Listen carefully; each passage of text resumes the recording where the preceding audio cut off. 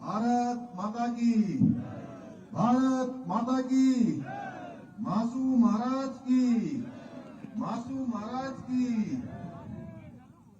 यमुना सर्वोत्सव इस पौराणिक महत्व की धरती पर अभी आज के इस आयोजित क्रीड़ा एवं सांस्कृतिक महोत्सव में जिनको आप सब लोगों ने सुना, आप सबके अत्यंत ही प्रिय और जिन्होंने अपने राजनीतिक और सामाजिक जीवन की शुरुआत इस क्षेत्र से करी। और मैं सच बताऊं तो बचपन से मैं जब पढ़ता था तब मैंने आदरणीय मुन्ना सिंह चौहान जी को लखनऊ की विधानसभा में दहाड़ते हुए सुना था। तब से लेकर आज तक विभिन्न अवसर आए, मैं सारे अवसरों पर जब भी आपके साथ होता हूं, विधानसभा में भी जब मैं बोल रहा था एक दिन, उस दिन भी मैंने इस बात का उल्लेख किया था कि आपके अंदर जो एक वक्तृत्व शैली है, काम करने की शैली है, निश्चित रूप से चाहे आप कितने भी स्थानों पर चले जाएं, लेकिन अपनी धरती से आपका जो जुड़ाव है, आपके बोलने में यहां से अभी आप सब लोगों ने देखा, आप लोगों ने सुना।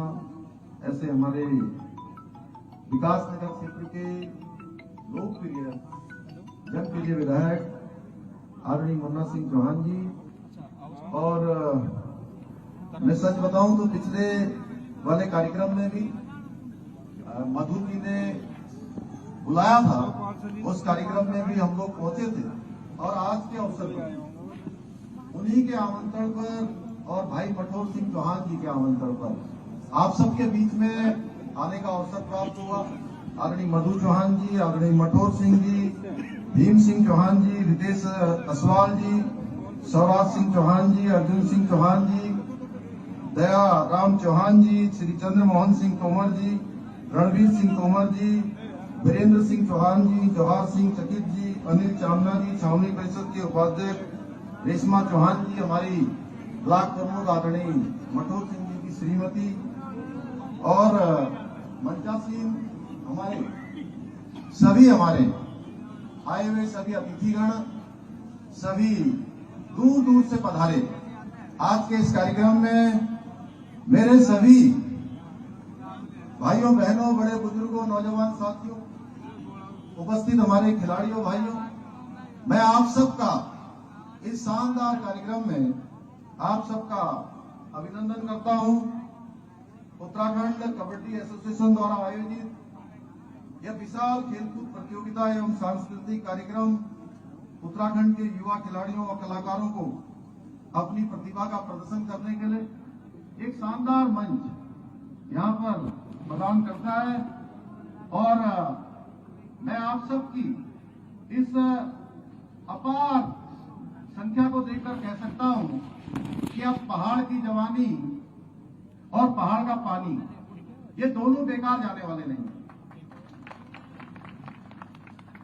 आज जैसा मुन्ना सिंह जी ने कहा, मधु जी ने कहा कि बहुत से लोग मुझे कह रहे थे कि आज आपका विरोध होने वाला है, आप इस कार्यक्रम में मत आइए। भाइयों बहनों, कोई मैं पैराशूट से ऊपर से नहीं आया हूं, और जहां कबड्डी का खेल हो रहा हो, पिछले दिनों हरिद्वार में भी कबड्डी की एक राष्ट्रीय प्रतियोगिता हो रही थी, तो मैंने वहां स्वयं जाकर उनके बीच में जाकर खिलाड़ियों के बीच में कबड्डी खेली थी।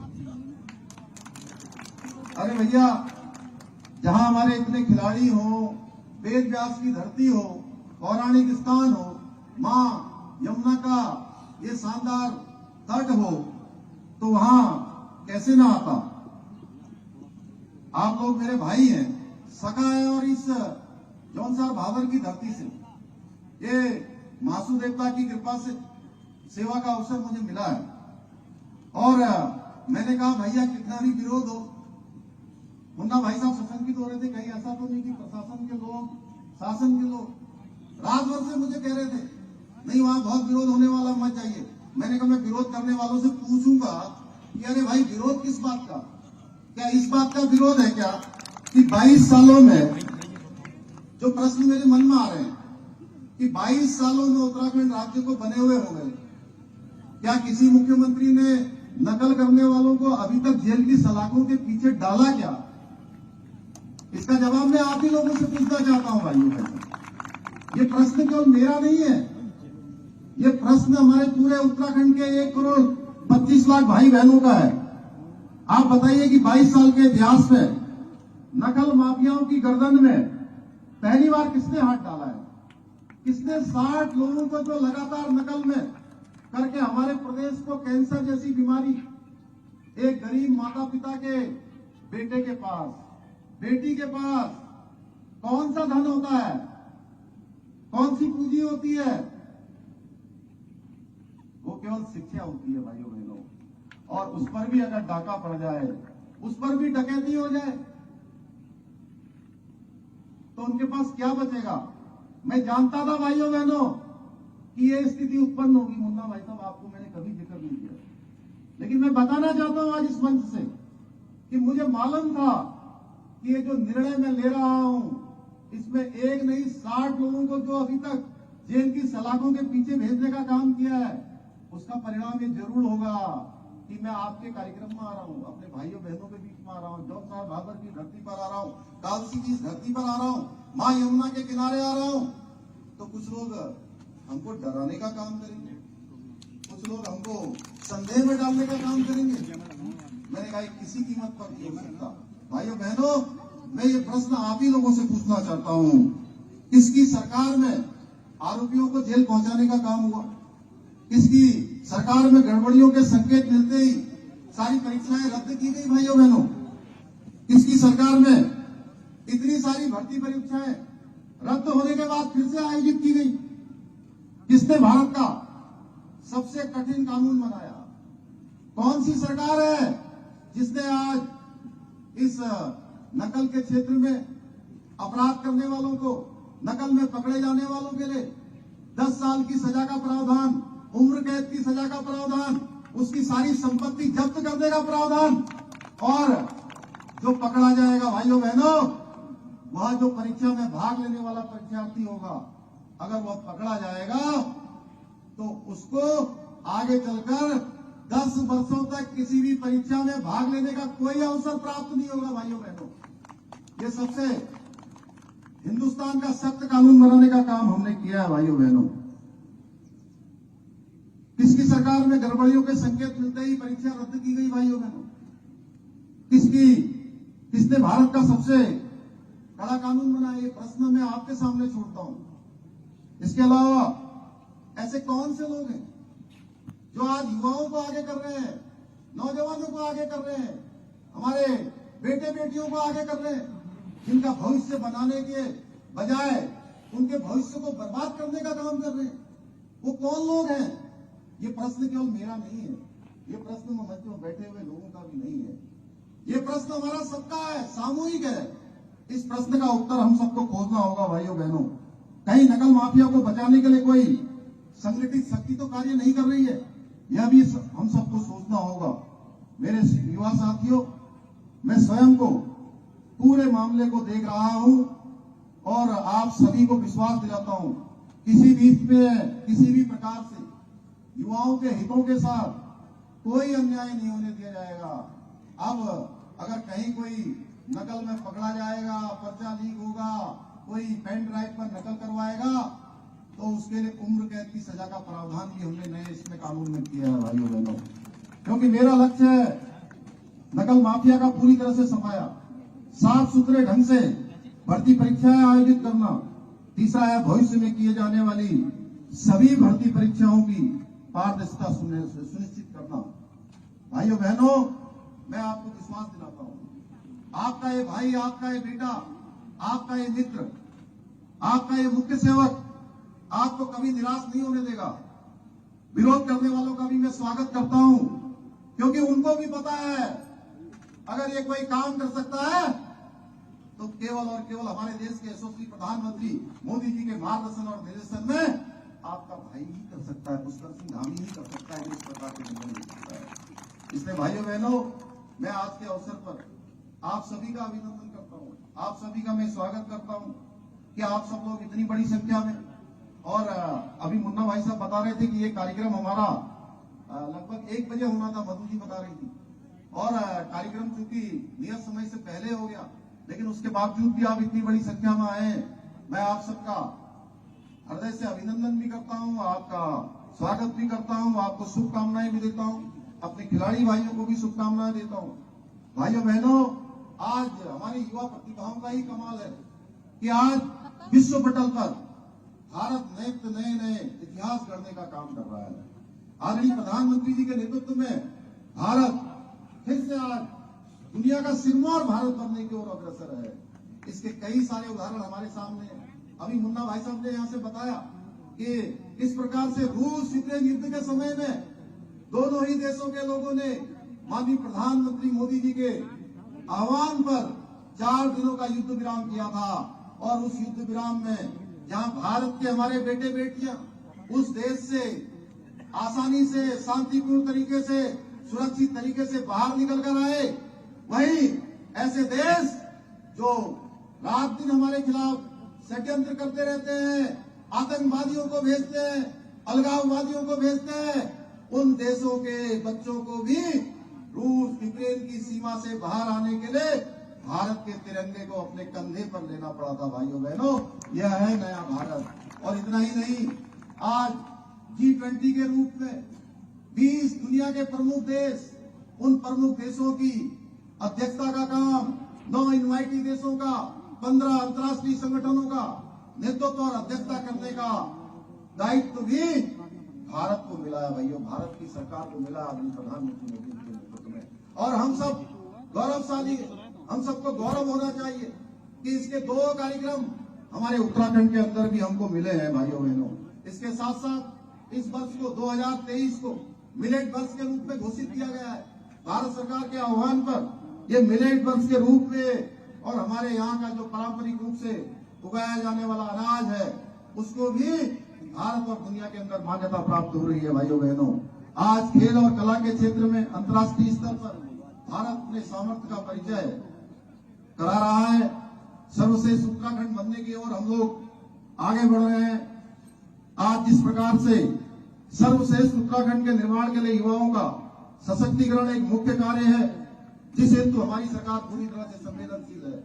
भाइयों बहनों, मैं आप सबको बधाई देना चाहता हूं, शुभकामनाएं देना चाहता हूं। अभी श्री कलम सिंह चौहान को, जो हमारे इसी क्षेत्र के रहने वाले हैं, उनको हम लोगों ने टीम लीडर के रूप में वह मानस खंड की जो झांकी, जो कर्तव्य पथ का ऐतिहासिक परेड थी, उस ऐतिहासिक परेड में पूरे हिंदुस्तान के अंदर, भारत के अंदर नंबर 1 स्थान प्राप्त हुआ था। भाइयों बहनों, जो हमने संकल्प लिया है आने वाले समय में कि हम हिंदुस्तान के श्रेष्ठ राज्यों में शामिल होंगे।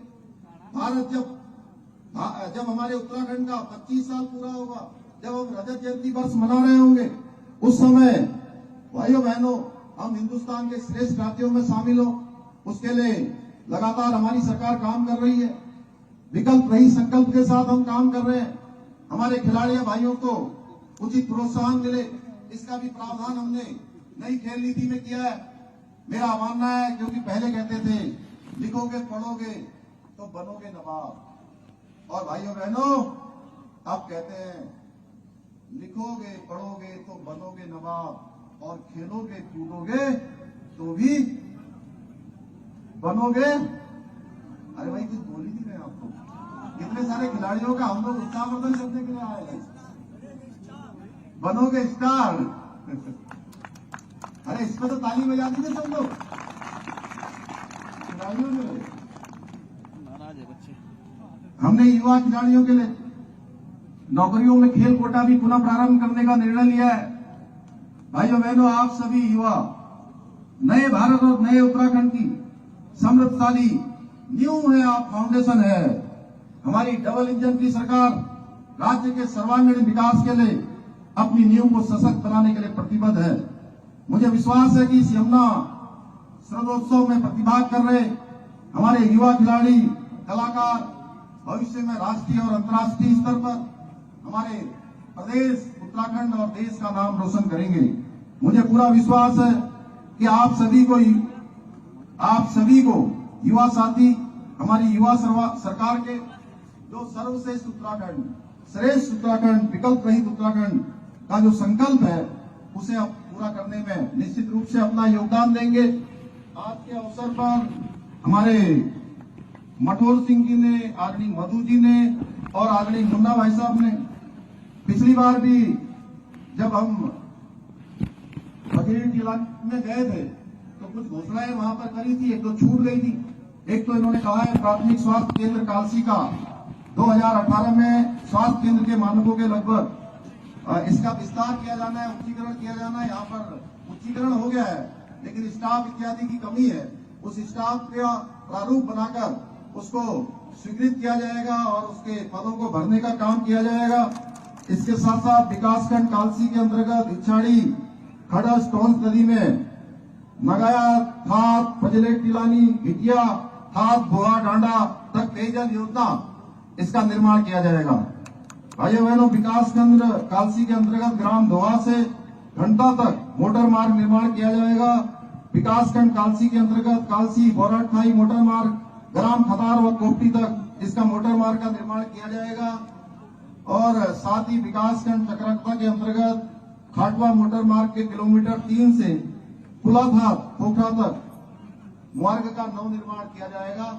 इन सभी को मैं अपनी घोषणा में सम्मिलित करता हूं और आज के इस अवसर पर पुनः आप सभी का बहुत धन्यवाद करते हुए, और अच्छा होता कि आप सबके साथ पूरी प्रतियोगिता के संपन्न होने तक मैं यहाँ रहता, लेकिन आज हमारी सरकार एक बड़ी योजना उत्तराखंड राज्य को समर्पित कर रही है कि जितने भी हमारे पूरे राज्य के जो हमारे अंत्योदय के कार्ड धारक हैं, जिनकी संख्या लगभग 1,80,000 है, उन सभी को 1 साल के अंदर 3 सिलेंडर भर कर दिए जाने की योजना को प्रारंभ कर रही है। उस योजना को मैं पौड़ी से शुरू करने वाला हूं, इसलिए मैं आप सबसे बहुत बीच में जाने के लिए खेत प्रकट करते हुए आप सबको शुभकामनाएं देते हुए, सभी आयोजकों का धन्यवाद करते हुए अपनी वाणी को विराम देता हूं। बहुत बहुत धन्यवाद। जय हिंद, जय भारत, जय उत्तराखंड। भारत माता की, भारत माता की, मासू देवता की।